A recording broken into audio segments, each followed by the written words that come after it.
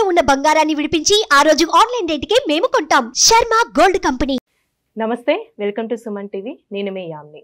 మనకి మే 1 నుంచి గురుగ్రహ మార్పు అనేది మేషరాశి నుంచి వృషభ రాశికి మారుతుంది కాబట్టి అసలు ఈ 12 రాశుల వారికి ఏ విధంగా ఉంటుంది ఈ మే నెలలో, ఈ విషయాలు మనకి తెలియచేయడానికి ప్రస్తుతం మనతో ఉన్నారు ప్రముఖ ఆధ్యాత్మికవేత్త, ప్రముఖ జ్యోతిష వాస్తు పండితులు బ్రహ్మశ్రీ డాక్టర్ నాయకంటి మల్లికార్జున శర్మ గారు ఉన్నారు.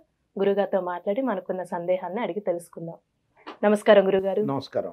గురుగారు, మే నెలలో అసలు తులారాశి వారికి ఏ విధంగా ఉంటుందండి ఈ గురుగ్రహ మార్పు వల్ల? ఓం శ్రీ గురుభ్యో నమః. తులారాశి వాళ్ళకి గ్రహగమన గతులన్నీ కూడా మనం చూస్తే ముఖ్యంగా దేవగురువైన బృహస్పతి కృత్తికా నక్షత్రం 2వ పాద ప్రవేశంతో వృషభ రాశిలోకి మే 1వ తారీఖున 12:06 మారతాడు. అంటే ఎప్పుడైతే మార్పు అనేది జరిగిందో ఇక్కడ ఈ తులారాశి వాళ్ళకు వచ్చేటప్పటికల్లా కొంత మిశ్రమ ఫలితాలు ఎక్కువగా వస్తాయి. అంటే అష్టమ స్థానంలో గురువు యొక్క సంచారం. సహజంగా గోచారం అనేది 2, 5, 7, 9, 11 స్థానాల్లో గురువు ఉంటే మంచివాడని శాస్త్రవచనం. ఇక్కడ ఇలా కాకుండా 8వ స్థానంలో గురువు యొక్క సంచారం వల్ల కొంత ఆర్థిక స్థితిగతుల్లో మార్పులు జరిగే అవకాశం ఉంటుంది. మార్పులు జరగటం అంటే ఏంటంటే ఖర్చులు పెరుగుతాయి అని అర్థం. అంటే ఖర్చు చేసే అవకాశాలు ఎక్కువగా ఉంటాయి. అంటే ఖర్చులు పెరగటంతో పాటు ఆర్థిక పరంగా గతంలో ఏదైతే మనం చేయాల్సిన విషయాలన్నీ కూడా ఉంటాయో వాటన్నిటికీ చేయాల్సిన అవసరాలు ఏర్పడుతుంటాయి. అవసరాలంటే పెండింగ్ ప్రాజెక్ట్స్ ఏవైతే ఉంటాయో, పెండింగ్ పనులు అయితే ఉంటాయో అవన్నీ కూడా ముందుకు వెళ్తారు. దానివల్ల ఏమవుతుందంటే వాళ్ళకి డబ్బులు ఖర్చు పెట్టే అవకాశాలు ఎక్కువ ఉంటాయి. అంటే వృధా ఖర్చులు అయ్యే అవకాశం లేదు, భయపడాల్సిన పని ఏమీ లేదు. అంటే మన దగ్గర డబ్బు ఎసెట్స్ రూపంలో, ఆస్తుల రూపంలో మారుతుంది. అంటే చరాస్తి కాస్త స్థిరాస్తి రూపంలో కన్వర్ట్ అవుతుంది. అంటే మార్పు జరగటం అనేది మంచిదే, తప్పేం లేదు. చరాస్తి స్థిరాస్తి రూపంలో మారటం అనేది మంచిదే, దానిలో మనం ఆలోచన చేయాల్సిన పని లేదు. అంటే అనుకూలమైన పరిస్థితులకు దారితీసే అవకాశాలే మెండుగా ఉంటాయి. అందువల్ల ఆర్థిక ప్రయోజనాల రీత్యా కొంత డబ్బులు ఖర్చు అయ్యే అవకాశం ఉంటుంది. ఆర్థిక పరంగా డబ్బులు వస్తున్నా కొన్ని సందర్భాల్లో డబ్బులు వస్తూ ఉంటాయి కానీ కొంత ఖర్చు అయ్యే స్థితి కూడా ఏర్పడుతుంటుంది. అంటే ఖర్చు కావటం కూడా జరుగుతుంటుంది ఇక్కడ. మరి ఎంతవరకు ఖర్చు అవుతుంది ఏమిటి అనేది కారణం కాదు ఇక్కడ. అంటే మన డబ్బు మనకు ఖర్చు అవుతుంది, కానీ ఖర్చు అయింది మంచిగా ఖర్చు పెట్టే అవకాశాలు ఎక్కువగా ఉంటాయి. అందువల్ల తులారాశి వాళ్ళు భయపడాల్సిన పని లేదు. నూతన వ్యాపారాల్లో కానీ నూతన ఉద్యోగాల్లో వీళ్ళు చేరరు. మే నెలలో కదా, ఈ సంవత్సరం అంతా గురువు సంవత్సర కాలం పాటు ఉంటాడు కాబట్టి ఈ మే నెలలోనే కాదు మిగతా నెలలో కూడా చేరటు. అంటే సంవత్సర కాలం పాటు అంతే ఉంటుంది.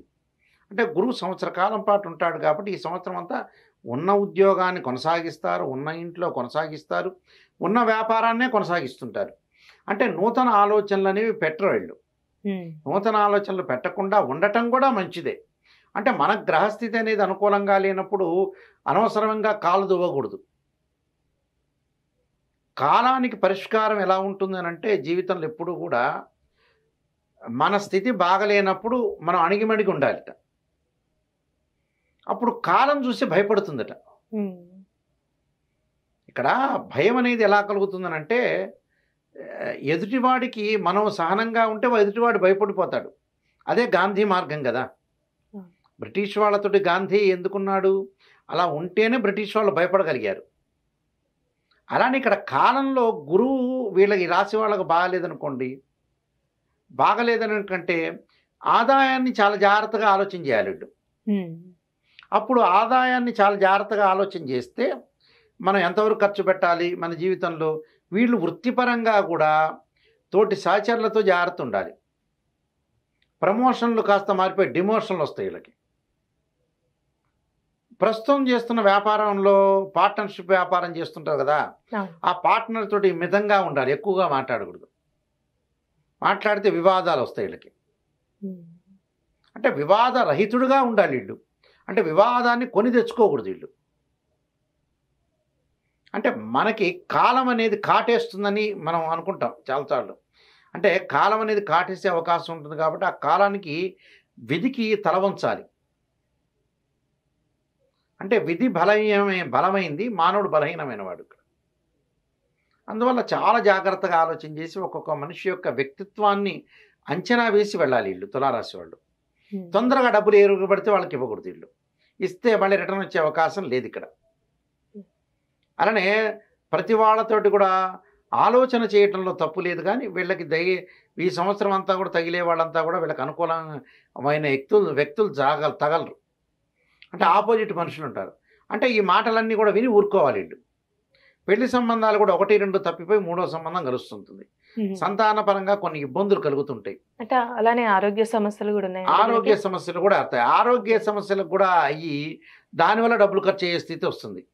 అంటే దీర్ఘకాలిక వ్యాధులు, బీపీ, షుగరు, ఆస్తమా ఇలాంటివి ఉన్న వ్యక్తులు కూడా చాలా జాగ్రత్తగా ఆలోచన చేసి ముందుకు. అంటే డబ్బులు ఖర్చు పెట్టడం తెచ్చుకోవడం కష్టం కదా. అందువల్ల ఆరోగ్యాన్ని మెరుగుపరచుకోవడానికి కూడా ముందుగానే ప్రికాషన్ తీసుకొని ముందుకు వెళ్ళాలి వాళ్ళు. అందువల్ల ఇలాంటివన్నీ జాగ్రత్తగా ఆలోచన చేయాలి. పెళ్లి సంబంధాలప్పుడు కూడా అనవసరమైన గొడవలు, ఇళ్ళు కన్స్ట్రక్షన్ చేసేటప్పుడు కూడా అనవసరంగా బిల్డర్స్ తోటి గొడవలు, ఇలాంటి వివాదాల్లో చిక్కుకునే అవకాశం ఒకటి ఉంటుంది. కోర్టు సమస్యలు కూడా కొంత వెంటాడుతుంటాయి.